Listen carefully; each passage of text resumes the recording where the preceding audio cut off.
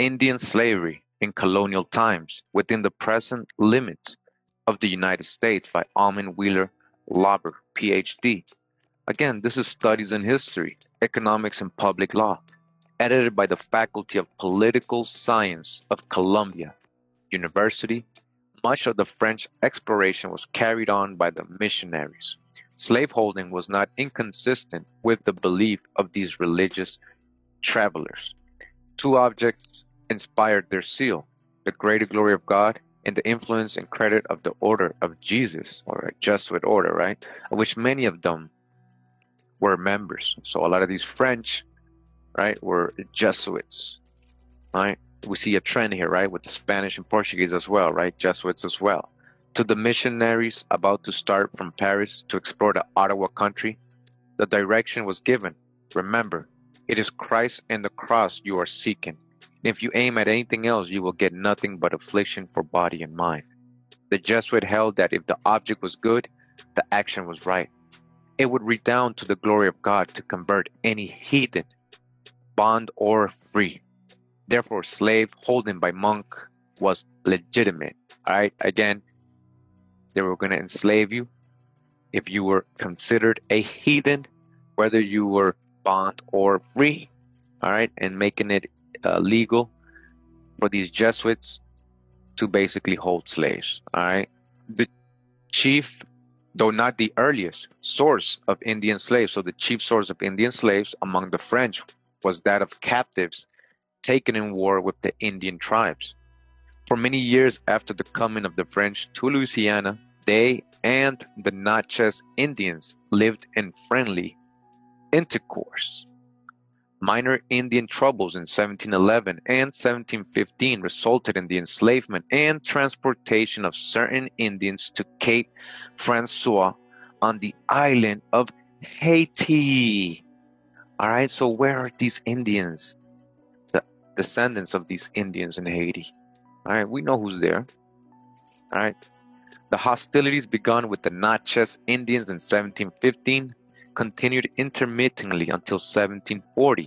In 1730, because of ill treatment by M. du Chappard, governor of Fort Rosalie, who wished the site of a Natchez village on which to build a town, and because of other abuses, the Natchez rose against the French and massacred over 200 of them. All right, so the Natchez weren't having it. They were trying to take their land, everything away from them. Right, so they were not having it, and they killed over 200 of them, it says here. Continuing, Governor Perrier formed an army and advanced against them in their fort. The Natchez offered to leave the place if their lives were spared. So they decided, all right, they're going to kill us, so let's just give them the land and so we can survive. Their offer was accepted, but they were detained as prisoners. So even though they accepted their offer, they still detained them as prisoners. All but 20 who escaped. So all of them became prisoners. We're talking about the whole Natchez Nation Indians, right? Only 20 of them escaped. About 450 of the tribe, including their great son, the little son, and several of the principal war chiefs, were captured and carried to New Orleans. All right, you hear this, right? The women and children were retained as slaves on the plantations. Who? The Natchez, not Africans, were retained as slaves on the plantations. Some of the prisoners were burned in New Orleans. The great son, the little son, their families, and more than 400 of the captives were sent at once to Cape Francois, Haiti, and most of them sold to the planters as slaves. Again, right? The primary families, the chiefs, the war chiefs, the great son and little son, and their families, along with 400 of their captives. We're talking about the Natchez tribal people, were sent to where? Haiti. All right, we know they were sent to the Caribbean. Now we know exactly where. Haiti. So is a lot of the Haitians Natchez people? Yes, they are. All right. Again, once they got there, most of them sold to the planters as slaves. All right, so these are the slaves. These aren't Africans. The two chiefs and their families were retained as prisoners on the island of Haiti, right? On April 22nd, 1731, the minister informed the company that, in his opinion, the only solution of the matter lay in selling as slaves the survivors of the two families. They were too much trouble for them. So they said the only solution is selling them as slaves. All right, in Haiti, the Natchez, war chiefs, and their families. The registers of the company contain the following record. It was resolved to order the sale of the survivors of the said two families of Natchez Indians.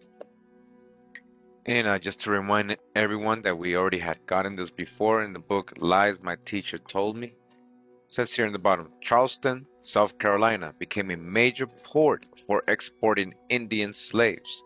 The Pilgrims and Puritans sold the survivors of the Pickwick War into slavery in Bermuda in 1637, and the French, right? What are we talking about? The French, right? The French shipped virtually the entire Natchez nation in chains to the West Indies in 1731. All right, so we just read on the other book, it was to Haiti. All right, they sent these people to Haiti. All right, so let's go back to the other book now. The Natchez War was the most important of those between French and Indians in Louisiana. There were, however, minor difficulties from time to time in which the same policy of enslaving the captive Indians was followed by the French. All right, so they were enslaving many other tribes and people. The war with the Fox Indians in 1712 serves as an example of these lesser troubles.